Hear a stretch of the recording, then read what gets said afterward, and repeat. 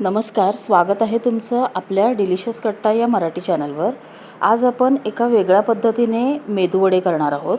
आपल्याकडे बऱ्याच ठिकाणी मद्रासी लोक सायकलवरून पातेल्यात असे छोटे छोटे सॉफ्ट असे मेदूवडे विकायला येतात।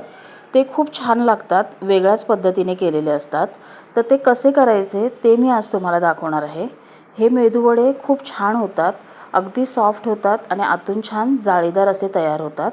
आणि त्याबरोबरच आपण खोबऱ्याची चटणी देखील करणार आहोत। तर चला, असे वडे करण्यासाठी आपल्याला काय काय साहित्य लागणार आहे ते बघूया।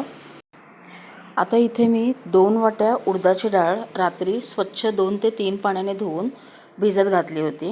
आता या वाटीने मी 2 वाट्या उडदाची डाळ घेतली आहे आणि रात्रभर भिजत घातली होती। आता जर तुमच्याकडे वेळ नसेल तर एक 4 ते 5 तास भिजवला तरी चालेल। डाळ बघा व्यवस्थित भिजली आहे। आता काय करायचं, मिक्सरचं एक भांडं घ्यायचं आणि याच्यात ही डाळ काढून घ्यायची।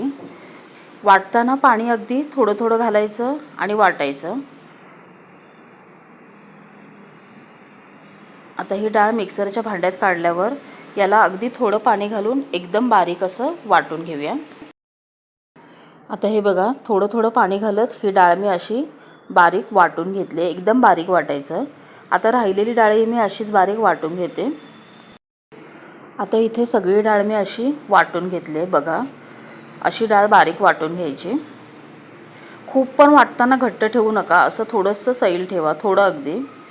आता याच्यात घालूया त्याच वाटीने अर्धी वाटी मैदा, अर्धी वाटी तांदळाचं पीठ आणि याच्यात घालायचं अर्धी वाटी रवा। या 3 गोष्टी याच्यात मिक्स करायचे, त्याच्यामुळेच ते जे मेदूवडे असतात ते छान सॉफ्ट असे होतात, आतून जाळीदार होतात, अजिबात तेलकट होत नाहीत। आता हे याच्यात व्यवस्थित मिक्स करून घ्यायचं। आता वरून पाणी घालायचं नाही आपण। आता हे व्यवस्थित एकसारखं मिक्स करायचं आणि हे तुम्ही जेवढं व्यवस्थित फेटून घेणार तेवढे आपले वडे छान असे आतून जाळीदार होतात, हलके होतात। आता याला हाताने 2 ते 3 मिनिट असं व्यवस्थित एकसारखं एकाच दिशेने फेटून घेऊया। आता हे मिश्रण मी 2 ते 3 मिनिटं व्यवस्थित एकाच दिशेने फेटून घेतले। आता हे 15 ते 20 मिनिटं बाजूला ठेवून देऊया। आता आपण चटणी करून घेऊया। त्यासाठी इथं मी ओलं खोबरं घेतलंय, 2 लसूणच्या पाकळ्या, थोडासा आल्याचा तुकडा, 1-2 हिरव्या मिरच्या, थोडी कोथिंबीर, 2 चमचे फुटाणा डाळ आणि थोडंसं चिंच घेतली आहे। आता हे सगळं मिक्सरमध्ये थोडं पाणी घालून एकदम बारीक वाटायचं आहे आणि वाटतानाच त्याच्यामध्ये मीठ आणि थोडं साखर घालायची। आता ही चटणी इथे अशी बारीक छान वाटून घेतली आहे। आता याला फोडणी घालूया। आता बाजूला मी तेल गरम करायला ठेवलेलं, तेल गरम झालं आहे, त्याच्यामध्ये थोडी मोहरी घालूया, जिरं घालूया आणि थोडा कढीपत्ता घालूया आणि ही फोडणी आता आपण चटणीवर ओतायची। आपली चटणी इथे तयार झाली आहे। आता हे मिश्रण बाजूला ठेवून एक 20 मिनिटं झाली होती। आता याच्यात थोडंसं चवीप्रमाणे मीठ घालून घेऊया। मीठ तुमच्या अंदाजाने घाला आणि मीठ घालून याला व्यवस्थित मिक्स करायचं। आता हे व्यवस्थित मिक्स झाल्यावर आता आपण ह्याचे वडे करायला घ्यायचे।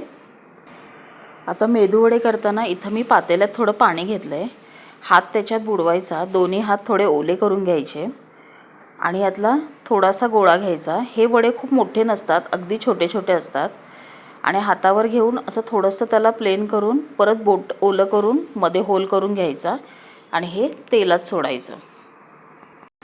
आता बाजूला तेल गरम करायला ठेवलं होतं, तेल मध्यम आचेवर गरम करायचं, गॅस मीडियम ठेवायचा आणि खूप कडकडीत नाही गरम करायचं, मीडियम गरम ठेवायचं आणि हात ओला करून वडा थापून त्याच्यावरती असं हळूच तेलात सोडायचं। हात ओला केल्यामुळे ते पीठ जे चिकट असतं ते आपल्या हाताला चिकटत नाही आणि आपण सहज तेलात वडे घालू शकतो।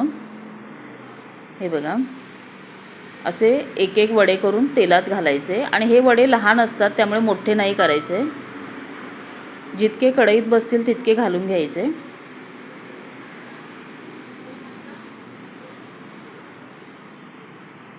आणि थोडं भाजल्यावर त्याच्यावर वरून तेल सोडून परतून घ्यायचे। आता हे वडे असे वर आल्यावरती याला असं परतून व्यवस्थित तळून घ्यायचं.